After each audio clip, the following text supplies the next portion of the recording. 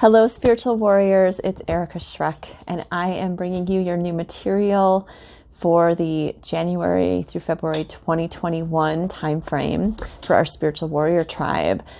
And I want to also briefly give you a frame for our next year, 2021. We are doing something a little different. And of course, this is the time that Tobias is suddenly activated and get a squeaky ball. So you get some sound effects.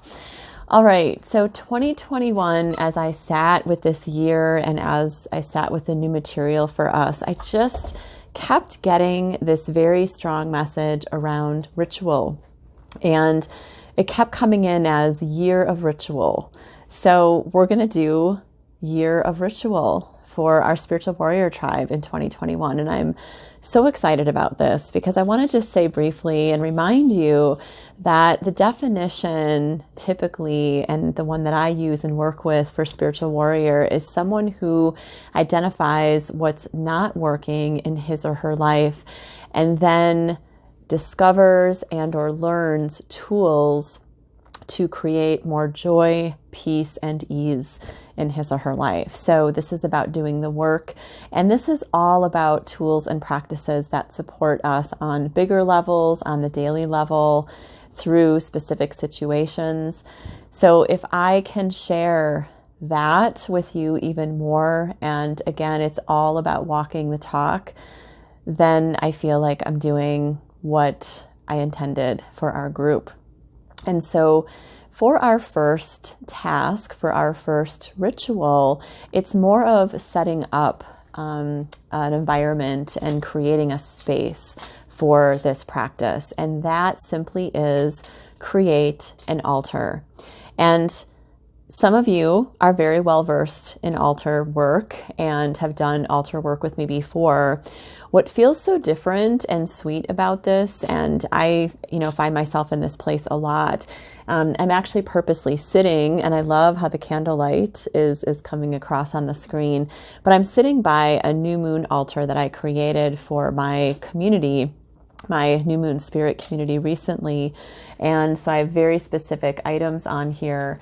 And I just would invite you and inspire you to think about an altar space that you can create and to regularly tend to and regularly maintain for your specific intentions that will change, and maybe some will remain the same throughout this year. Now that can seem like at first a very daunting task that can feel a little even intimidating. Now, the way that this works, though, and how it can be flexible and really work with you is acknowledging that altars change as we change. And so I will have a space even like this, and I have my own personal altar space. And sometimes it changes location. It often changes stones. And it definitely often has newly written intentions. And I typically put intentions on my altar for my, specific focus, because I have community altars. If I do Reiki distantly for someone who's going through a lot, I'll usually create a small altar for that person or animal. But on this one, every new moon, I will place my new moon intentions. So I just want you to start getting thoughtful about and active about creating an altar space. And again, even if you already have an altar and or you've done this before, think about something new. And here are some strong suggestions. And at the end of the day, it all is best done with your preferences and your inclusions. I even work with someone in the 8-week Walking the Spiritual Warrior Paths of Transformation program, which several of you have done. It's actually why I created the tribe, remember, as follow-up and maintenance, essentially. But she actually preferred to call her altar space her sanctuary. And so you can do that too, okay? So I just want you to be, aware that you can make this work. But minimally, here's a little assignment to try, and then try it on and see how you feel in this next month, these several weeks. Have a little space that's dedicated. In fact, I'm going to tell you a side story, then I'll continue it as I was saying. But recently, as some of you know, I was part of the I Am Symposium, and it was around the winter solstice in 2020. And something I did, my role as a fire tender, I continued, and that's my third official year being a fire tender with this group, the Wind Clan. And it is such an amazing experience. And I know at least one of you knows because you were also doing this practice. And what it meant was for 10 days, I kept a fire burning. Now, that does mean that I was also safe. And so when I'd leave my house and not wanting Tobias to be in any danger, I would blow out the candle and I would just say, this light remains bright. And I would intend that the candle was still burning and still holding space and light and intentions while even I was away. And that's what altars do. They are meant to be an activated space that is holding our intentions, prayers, and feelings that we really want, even when we're not doing that 24/7. We don't have to be at an altar side 24/7. But by having something present, it can be gemstones, it can be a lit candle from time to time. The awareness is there. And that fire tending experience is always so moving. I mean, let me tell you, it's not always easy because it's like, oh, yes, let's start the flame today. And, just to really be in that sweet, intentional space. But oh my gosh, did that make the rest of my life quite amazing. And I feel like altar work and setting intentions and having a working space, and I do mean working and changing space that works with you, it's really profound. And so if you've done this before, if you haven't, if you've done a little bit of it, let's try this on together and share our experiences at points too. But so your first task is just to simply create an altar. What I was going to say is this place right in front of my fireplace, because I did several fireside ceremonies around the winter solstice and since, I really dig, because this was actually supposed to be kind of temporary, this one of my little tables that I keep in my living room. And I, had created my winter solstice altar here, the fire tending altar. And all of a sudden I realized, and I've lived in this home for 15 years, I really love this space for an altar. This is my living room here. And I have other places in my home where I like to keep altars, but I'm digging this. So I'm going to be using this space a little bit more and possibly have another altar here. But I'm just saying, I found a space and sometimes you need to change it or change it up.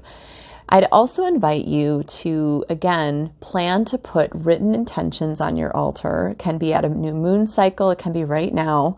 What space do you want held? What are you trying to manifest? What do you want more of in your life? And we can talk about that more if you need. And also, try to have a representation of each of the main elements. And so I would suggest having a representation of fire, which can be a candle. It could also be a fire agate, which is a gemstone. It could be a battery operated candle or, something else that feels like that. So I've actually known someone who would just put a match unlit on the altar for fire. So you can get creative. Have a representation of water. I just have a simple receptacle here. It's like a cleaned votive candle holder. But I also do have a lot of small, sometimes out of clay or whatever, that I put water in. And that's actually, I'm going to add this after this video. Have something representing earth. It could be a pine cone. It could be an actual rock from outside. It could be a gemstone. And I have several of those. And then also plan to have something perhaps representing wind. You can actually have feathers. That's actually one of, the main suggested ones, but I keep my wind whistle here also to represent the wind. So have some kind of representation of the elements. Just try that on. And then also, you can have other things that call you, whether they're gemstones, things that really mean something to you. I often tend to have my dog Harley's collar nearby, and sometimes actually on the altar, especially when it's big enough, to hold it or to wrap it around something. And I actually kept something on this altar because I want to show you from time to time, and this is something optional, I will have an offering. So after a little time has passed and I've done maybe some work or ceremony with this altar and the intentions, and again, this one specifically was for my new moon ceremony. So my intentions and the collective, the group that I was with, I actually purposely tied this beautiful bundle of pine needles from outside. And this is sisal twine, so it actually is biodegradable. It'll safely biodegrade. It's all natural materials. And I've had this sitting here, and I didn't put it outside yet because I knew I was going to be doing this video with you. But I have basically intended my intentions and my people's intentions for this new moon cycle. And I am imbuing it in this bundle, and I'm going to place it outside by one of my favorite pine tree friends outside. And just as an offering and I'm releasing this, and I'm asking for help from forces seen and unseen with those intentions. So this video is just to inspire you to start thinking about your altar, see what comes in, see what calls you, and play with a couple of the things that I already mentioned to minimally put on your altar and see what else happens. But visit it, maybe even at least once a day. You can, sing at it, pray at it, drum at it, but just give a little movement to it, lighting a candle. I burn incense as well. So I have a little glass with some seeds, and I just stick my incense stick in there and burn that from time to time. Any kind of movement or attention activates and again motivates whatever you're intending with that altar. So keep that in mind. I can't wait to see what your experiences are. And just know, you have to see this. This is my dog right now. He is he's got the curtain because he was looking out the window. I think that's a wrap, everybody. So much love.